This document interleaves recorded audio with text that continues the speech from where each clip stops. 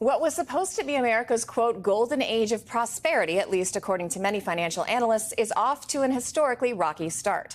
Right now, the markets are recovering from yesterday's big sell-off on Wall Street, triggered by the president's continued attacks against Fed Chair Jerome Powell. But we want to zoom out for a moment and look at the headlines about where things stand 3 months into Donald Trump's presidency and his self-induced trade war. The clock is ticking for the White House to negotiate literally dozens of trade deals before that 90-day tariff pause expires. So far, not a single one has materialized. The Dow is headed for its worst April since, get this, the Great Depression. U.S. stocks are having their worst start to a presidency in more than a century, 1928 to be exact. And today, the International Monetary Fund slashed its forecast for economic growth. Its chief economist now predicting a 40% chance of recession, due mostly to those tariffs. The White House is responding by pretty much focusing on everything except the economy, including issues like immigration and deportation. Joining us now to unpack and explain, we've got NBC News White House correspondent Vaughn Hilliard and NBC News senior business correspondent Christine Romans. Christine, I want to start with this IMF thing because the spring meetings are actually happening in D.C. this week. I imagine there's going to be a lot of talk about this IMF growth revision. How significant is this prediction coming from this chief economist, who what I would imagine carries some weight in this field? Well, look, you're talking about dramatically slashing growth expectations for the U.S. and the rest of the world. And by the way, the U.S. faring worse than the rest of the world when you look at these growth forecasts, 1.8% growth this year. And it is because tariffs pose major headwinds to the U.S. and the global economy. So this is, the big, high-end IMF, the ivory tower telling you what every small business owner and medium-sized business owner and employer has been saying top to bottom in the U.S. economy, that these tariffs are going to remake how trade is done, and that is going to slow things down and be disruptive in the near term here. And Vaughn, the administration has said they're confident that they can make, more than 90 some odd trade deals in the 90-day tariff hiatus window. Have we heard any progress on how that's going? Are deals materializing? How is the White House approaching the markets? We haven't heard details in terms of specifics, other than Caroline Leavitt, the press secretary, now suggesting that 100 different countries are engaging. And one other specific country that she noted here just this afternoon that we're going to talk about more on the back end. Take a listen. We're doing very well in respect to a potential trade deal with China. As I mentioned, there have now been 18 proposals in more than 100 countries around the world who are wanting to make a deal with the United States of America. And the president and the administration are setting the stage for a deal with China. Setting the stage for a deal with China. What does that mean? Has the president spoken directly with Xi yet? I don't have anything to read out on a direct talk between the president and President Xi.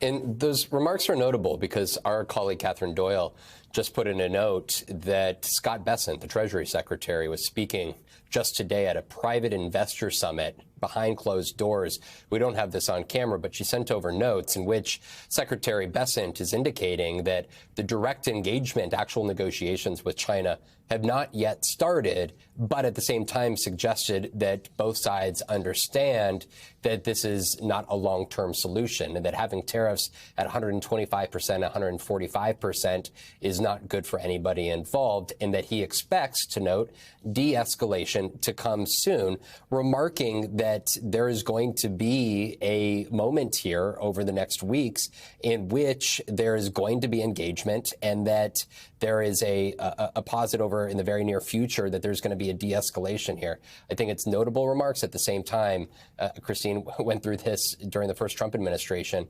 The negotiation with China, as the secretary points out, it's a slog. And so what are the details? What does engagement look like? When do those that engagement begin? There's a lot of outstanding questions.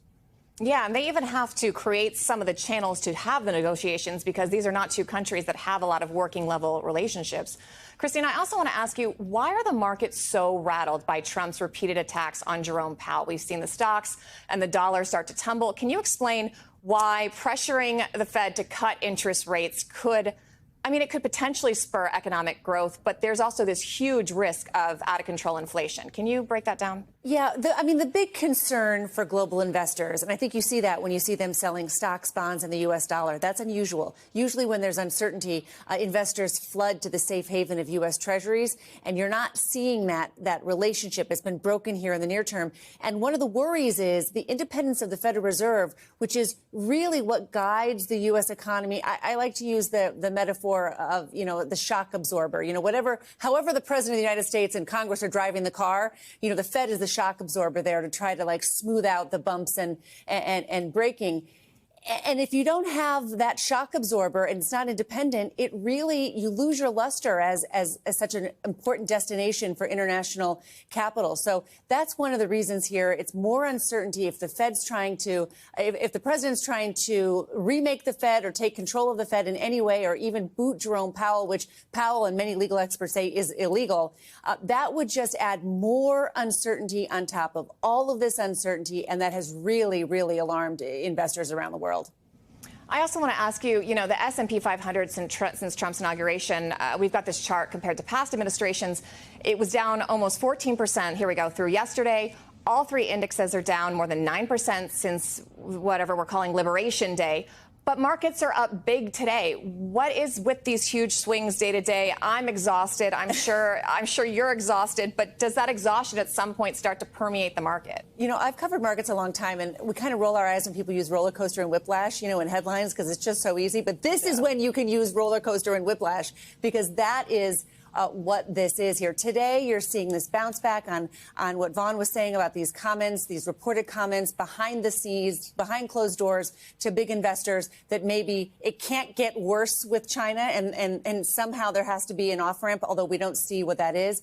But these big moves just show you these dramatic moves and these superlatives, worse since the Great Recession, worst April since the Great Recession, the worst beginning of a president's, the S&P under a new president ever. I mean, those just show you the very big things that are happening in the Trump administration, and the very big anxiety about them through the people who actually move money.